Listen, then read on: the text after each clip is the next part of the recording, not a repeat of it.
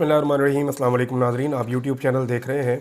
मैं इमरान ख़ान हूँ। सबसे पहले फिर वही ख़बर दूंगा क्योंकि ये पाकिस्तान का मामला है और पाकिस्तान के लिए बहुत इम्पॉर्टेंस का मामला है। इसके फैक्ट्स भी मैं आपके सामने रखूँगा कि यूरोपीय यूनियन का जो वफ़द पाकिस्तान में आया वो एक हफ़्ता उन्होंने पाकिस्तान के अंदर गुजारा।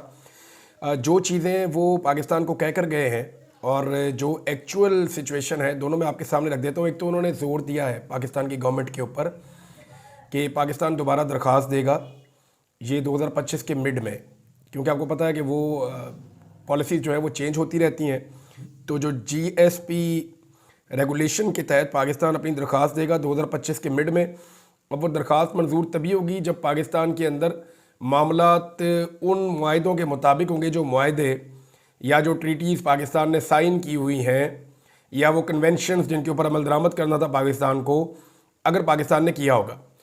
ये जो वक्त आया था इन्होंने मुलाकातें की हैं जी सहाफ़ियों से, वकला से और इंसानी हकूक़ की तंजीमों से, हकूमती लोगों से, वज़ीर आला से, वज़ीर आज़म से, आर्मी चीफ़ से, चीफ़ जस्टिस से, सबसे इन्होंने मुलाकातें की हैं। और यानी यहाँ ये उस वक्त आए हैं जब 2 माह पहले इस्लामाबाद में आम निहत्थे शहरियों के ऊपर रियासत ने गोली चलाई और उसके बाद जिस वक्त ये पाकिस्तान में मौजूद थे उस वक्त पाकिस्तान में जो कुछ किया वो भी आपके सामने है। अब जो मुतालबा इनकी जानिब से किया गया है वो ये है कि ठोस इस्लाहात की जाए पाकिस्तान के अंदर। तो जैसे पहले गोली चलाई गई थी अब दोबारा गोली चलाना मुमकिन नहीं होगा, क्योंकि इस साल के मिड में पाकिस्तान को दोबारा जाना है GSP+ स्टेटस के लिए। ये कितना इंपॉर्टेंट है ज़रा इसके बारे में मैं आपको बता देता हूँ। पाकिस्तान जो है वो दुनिया के साथ तिजारत करता है ना, कोई मुल्क कितनी एक्सपोर्ट्स करता है उसी से उसमें ज़र मुबादला आता है। पाकिस्तान की जो एक्सपोर्ट्स है उसका एक जो सबसे बड़ा हिस्सा है वो जाता है यूरोपीय यूनियन में, एक बहुत बड़ा हिस्सा है। और यूरोपीय यूनियन में वहाँ पाकिस्तान के पास एक GSP+ स्टेटस है। जब पाकिस्तान को ये GSP+ स्टेटस मिला उसके बाद से लेकर अब तक पाकिस्तानी जो ताजर या बिजनेसमैन है उन्होंने 108% तक अपना जो तजारत है वो वहाँ पे बढ़ाई और इसका उन्होंने बहुत फ़ायदा उठाया। पाकिस्तान उन मुल्कों में से है जिन्हें GSP+ स्टेटस का सबसे ज़्यादा फ़ायदा पहुँचा है। अब ये तो वो फ़ायदे हैं जो पाकिस्तान ने उठाए थे। दूसरी जानिब 27 ऐसे कन्वेंशंस हैं, बैनुल अक़वामी कन्वेंशंस, जिन पर अमल दरामद करना होता है उन ममालिक को जो इन सहूलियात से फ़ायदा उठा रहे होते हैं। या तो उनको ड्यूटी देनी नहीं पड़ रही होती या उन्हें बहुत कम ड्यूटी देनी पड़ रही होती है। यानी आपको कस्टम ड्यूटी लगती है ना, जब आप किसी मुल्क के अंदर अपना माल भेजते हैं तो आपको टैक्स पड़ता है, उस टैक्स से वो आपको बचा लेते हैं। आपकी वो ड्यूटी या तो ख़त्म हो जाती है या बहुत कम हो जाती है कुछ चीज़ों की सूरत में। तो इसमें ताजर को बहुत बड़ा फ़ायदा होता है और वो इससे फ़ायदा उठाते हैं, उनका मुनाफा बढ़ता है, ज़र मुबादला बढ़ता है। और अगर ये ड्यूटीज़ लगें या ज़्यादा लगें तो इससे ताजर जो है वो मुकाबला नहीं कर पाते बाकी मुल्कों के साथ। अच्छा, इसमें जो कन्वेंशन है वो कुछ चीज़ों के लिए बाउंड करते हैं वो मालिक को, जैसे कि जबरी गुमशुदगियाँ नहीं होनी चाहिए। पाकिस्तान में तबाही फिरी हुई है।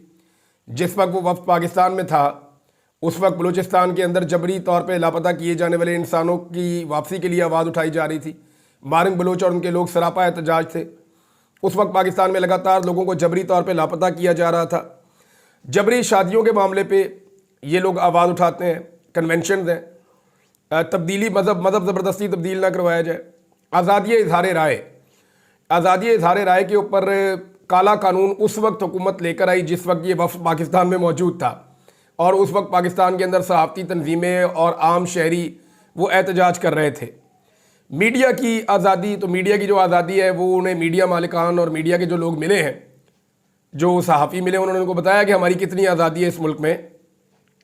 एक आदमी का हम चेहरा नहीं दिखा सकते, उसकी आवाज़ नहीं सुना सकते और वो पाकिस्तान की सबसे बड़ी पॉलिटिकल पार्टी का लीडर है। ख़वातीन के हुकूक़, तो जो पामालियाँ ख़वातीन के हुकूक़ की इस रजीम ने की हैं उसकी कोई और मिसाल आपको नहीं मिलती। मुनसिफाना ट्रायल, ये जो फ़ौजी अदालतों का मामला है ना, इसको लेकर ये बहुत ज़्यादा हसास है यूरोपीय यूनियन। और GSP+ स्टेटस के अंदर ये एक बड़ी रुकावट बन सकता है ये मामला, क्योंकि यहाँ बहुत क्लैरिटी के साथ आते हैं वो कि सिविलियंस का फ़ौजी अदालतों में ट्रायल नहीं हो सकता, वहाँ पे उन्हें मुनसिफाना ट्रायल नहीं मिलता।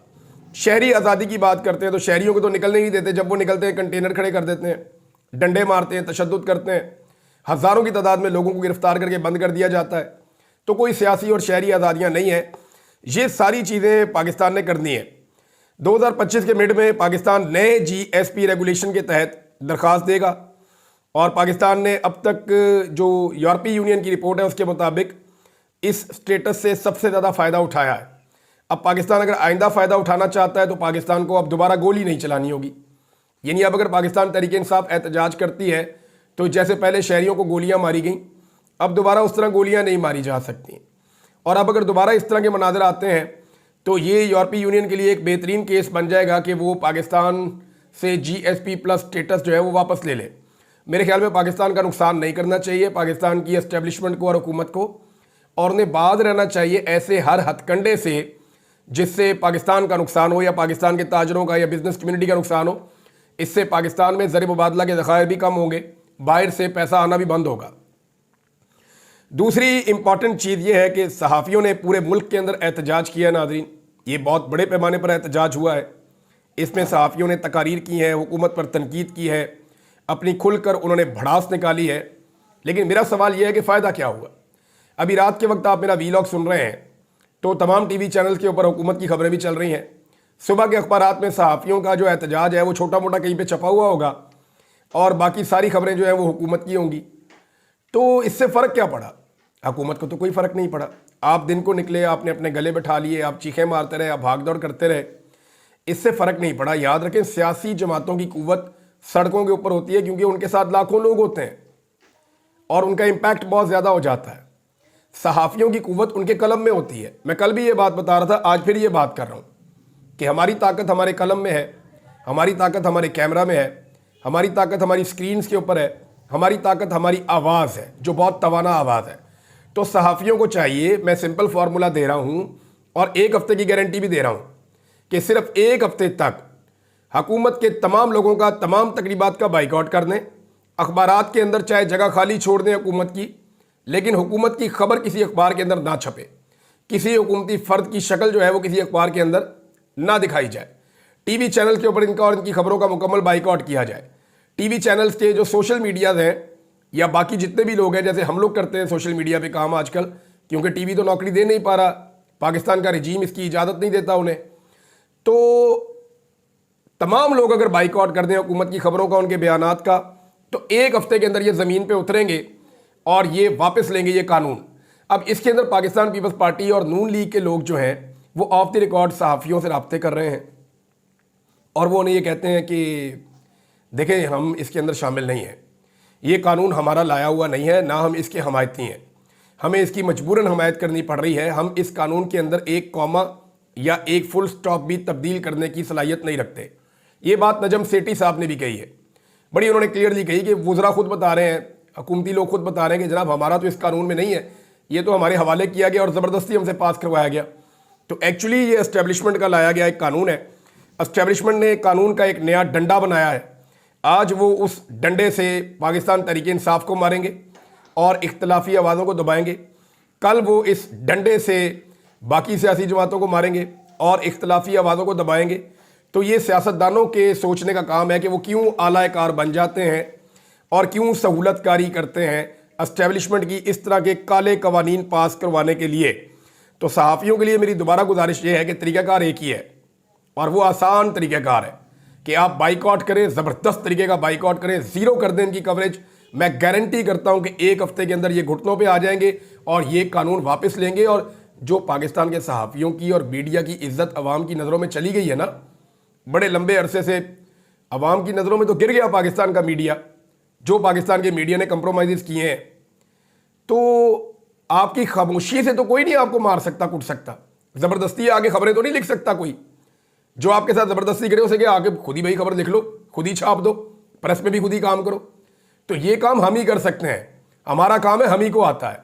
तो एक का अगर करना है तो इस बात के ऊपर करें और आपकी आवाम के अंदर इज्जत भी बहाल हो जाएगी हमारे मीडिया की, और ये हुकूमत और आने वाली हुकूमतों को भी कान हो जाएंगे एस्टेब्लिशमेंट समेत कि पाकिस्तान के मीडिया को दबाना इतना आसान नहीं है। लेकिन अगर आप ये नहीं करेंगे तो कोई फ़र्क नहीं पड़ेगा, आपको सब्र शुक्र करना ही पड़ेगा। एक और ख़बर यह है कि इमरान खान साहब के ख़त के चर्चे हो गए बहुत ज़्यादा, और 18 माह में मेरी किसी भी दरख्वास्त पर समाअत नहीं हुई। इमरान खान साहब ने यह शिकवा भी किया इस ख़त के अंदर कि इंसानी हकूक़ के हवाले से हो या इलेक्शन में धांधली के हवाले से हो, कुछ भी नहीं सुना गया। फिर उन्होंने डिटेल में बताया कि किस किस तारीख को मेरी बिजली बंद की गई, किस किस तारीख को मुझे एक छोटे से कमरे में बंद कर दिया गया, कितना जुल्म और जबर किया गया, कैद तन्हाई में इमरान खान साहब को रखा हुआ है। फिर वो अपने शोहदा की बात करते हैं इमरान खान साहब, फिर वो अपने लापता अफराद की बात करते हैं इमरान खान साहब, इलेक्शन में धांधली, अदालत का किरदार, यानी कोई ऐसी चीज़ नहीं है जिसे इमरान खान साहब ने नज़रअंदाज किया हो या छोड़ा हो इन 350 के करीब सफ़हात में। 349 ये पेजेस हैं टोटल। और ये तो जनाब ऐसा लगता है कि मुताला पाकिस्तान की प्रॉपर जो किताब हो सकती है ना गुज़िश्ता 2-3 सालों की, वो ये किताब है। इसको अगर आप गौर से पढ़ें तो आपको माजी के हवाले भी मिलते हैं और अब की सारी सिचुएशन भी आपके सामने आ जाती है। तो वैसे तो पाकिस्तान के तलबा को जो मुताला पाकिस्तान पढ़ाया जाता है वो एक जालसाजी है और एक जाली किस्म का फ़ेक मुताला पाकिस्तान पढ़ाया जाता है। अभी तो उसके अंदर शामिल कर दिया, उसमें पंजाब की टिकटॉक हुकूमत ने और भी शक्लें शामिल कर दी अपने समेत उसके अंदर।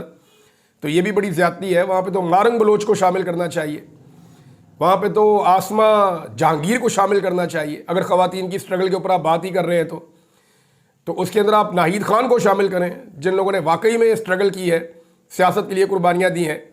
सबसे बड़ी लाहौर की अंदरून शहर की एक बहुत बड़ी कारकुन थी सियासी साजिदा मीर, उन्होंने बड़े एहतजाज किए बड़ी ज़ोरदार तरीके से।